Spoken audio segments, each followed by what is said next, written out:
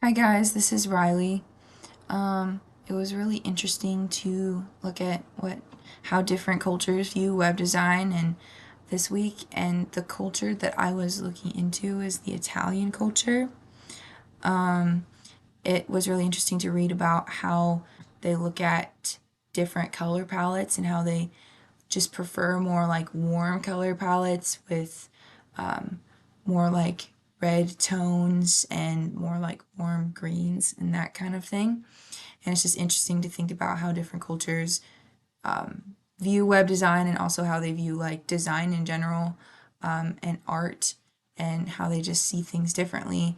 And I think it's really important to keep that in mind when creating your own art, and just think about how other people are going to look at it. For my website, what I changed after what I learned this week was I went into my about page and just changed a lot of my bio, especially before it said just CWI, not the College of Western Idaho. And I wanted to specify that I'm from Idaho, and just be more clear about what I'm doing and where I live, just because everyone, not everyone might know that I'm from Idaho. And I don't think the Italian culture has very different language than we do, like as opposed to character and layout and how they read. Their alphabet is, they use the same kind of characters as we do.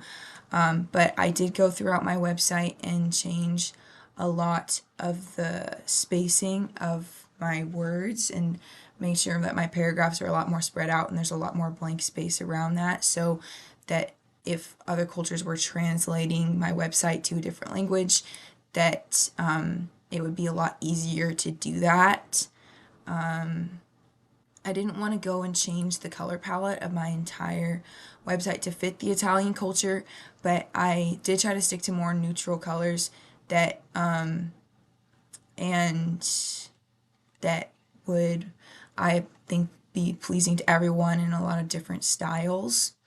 But the bio was the main thing that I adjusted this week, and it was really interesting to read up on a lot of different cultures and how they view web design. So, have a good one, you guys.